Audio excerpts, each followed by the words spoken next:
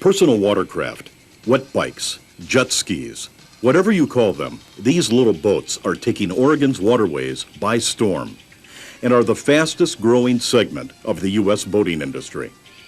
In fact, over the last 5 years, the number of personal watercraft has actually doubled in Oregon to more than 9,000 machines. Unfortunately, along with the increase in personal watercraft numbers, has come an increase in accidents. The craft make up 4% of Oregon's boats, but they account for nearly 20% of accidents and citations. Part of the reason for the increase in mishaps may be because personal watercraft seem so easy to operate that novice riders feel a false sense of their own skill. Another reason may be that many riders are first-time boaters and have little or no formal safety training. Most of the people involved in personal watercraft accidents are not the owner and have had less than 20 hours experience and probably weren't aware of the special laws that apply to personal watercraft. Collisions, the most common kind of personal watercraft accident, can occur when two or more people are riding too closely and the operators lose track of each other. A quick turn by an operator who hasn't checked where the other machines are can mean a sudden and tragic accidental meeting. Personal watercraft rely on the thrust of a water jet pumped out of a steerable nozzle to propel the craft forward. Moving the handlebars redirects the water jet, causing the machine to turn. Riders who forget that important bit of information can also find themselves involved in a serious accident. These accidents can happen when one operator follows too closely behind another. The situation turns deadly when the operator of the lead machine makes a high-speed turn, causing it to stop. The second operator instinctively lets up on the throttle and turns away. By releasing the throttle before turning, the machine, carried along by momentum, continues straight ahead and into the other craft. How do you avoid this type of accident? First, don't follow any other boat too closely, especially another personal watercraft. Avoid making any sharp or sudden maneuvers. And be sure to look before turning. When you need to turn, even in an emergency situation, you have to remember to keep the throttle depressed and turn gradually so you don't spin out. Although modern personal watercraft are relatively quiet, when running in a small area over a long period of time, the sound of one or several machines can become quite irritating to your neighbors. The common complaints aren't so much the personal watercraft themselves, but the noise that they generate. The noise is so bothersome because operators tend to ride in front of waterfront or floating homes around and around in circles for hours on end. You really can't blame the property owners for being upset. To help keep peace with your neighbors and perhaps avoid more legal restrictions on the sport, it is a good idea for you to avoid operating in one area for long periods and try to do most of your riding well away from lakeshore homes and other boaters. Oregon's law addresses most personal watercraft safety concerns, and most dealers and rentals will inform customers about the laws. But once the machine gets home, there may be 5 or 6 other riders of the same machine who receive little or no safety information. Here are some of the laws that every rider should know about before heading out for a day of fun.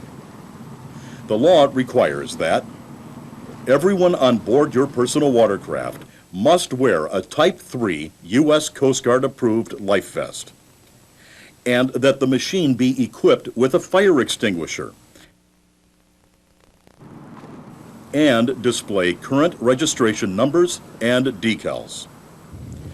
And if your machine comes equipped with a cut-off lanyard, it must be attached to your body, clothing, or life jacket. On the water, you must observe a slow, no-wake, maximum 5 mile-per-hour speed limit when within 200 feet of a swimmer, surfer, bank angler, and structures such as docks, ramps, and floating homes. When within 100 feet of any anchored or non-motorized vessel. and when within 200 feet of shoreline on all lakes, reservoirs, and bays, except when you are making a safe takeoff or landing that doesn't endanger anyone else. The law also requires you to slow to 10 miles per hour when approaching within 100 feet of a motorized or sail vessel that is underway. When you are around water skiers, you may not operate any closer than 200 feet behind the skier or other towed device. If you tow a water skier, you must have another person on board to act as an observer. Use a skier down flag and have room on the craft for the driver, observer, and person being towed. Although you'd think it would go without saying, it is unlawful to chase or harass wildlife. In Oregon, there are some age restrictions for personal watercraft operation. Children under 14 may not operate a personal watercraft without an adult on board, and no one may rent a craft to a person under 16. It's a good idea to wear some kind of eye protection to shield you from spray, wind, and insects. Foot protection is also a good idea. Soft-soled shoes or water socks will make boarding easier. A phenomenon that researchers are only beginning to understand may play a part in personal watercraft accidents. When traveling at a cruising speed, some inexperienced riders tend to keep their eyes fixed straight ahead and experience a sort of tunnel vision. This can cause them to miss seeing other watercraft and hazards. Riders have to force themselves to keep on constant lookout for boats and other hazards and avoid tunnel vision by looking frequently from side to side. Other people where you like to ride may not share your enthusiasm for personal watercraft.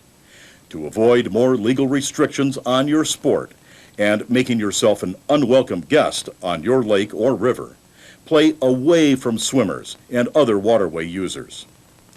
Talk to your neighbors and ask them if your craft disturbs them. It might help if you offer to take them for a ride. Don't do anything to your machine to make it louder. It is illegal and discourteous to others. Take time to learn the personal watercraft as well as other boating laws and then obey them. Make sure other people who ride your craft obey them too. Personal watercraft owners should pass along the safety information they get from the dealer to other users of the machine.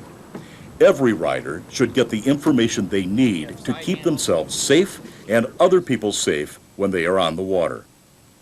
And speaking of safety, here are a few tips from the Oregon Marine Board that will help reduce your chances of having an accident while riding. First of all, stay away from alcohol. Boating under the influence of alcohol or illegal drugs is dangerous and against the law. And don't make any sudden or unexpected maneuvers that may surprise another boater or cause a rear-end collision.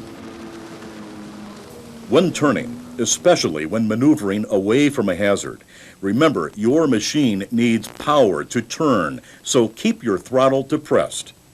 And take a safe boating course. You'll be surprised how much you learn, and you'll meet people who share your love of boating. To learn more about boating and water safety, call the Marine Board at 503-378-8587. Ask for a free copy of Oregon's boating regulations. It explains local waterway restrictions. When you call, you can also get information about the Marine Board's Boating Safety Correspondence Course. The laws mentioned in this video are in effect as of July 1st, 1996. Please check with your local county sheriff's Marine Patrol or the Oregon State Marine Board for the most current boating regulations.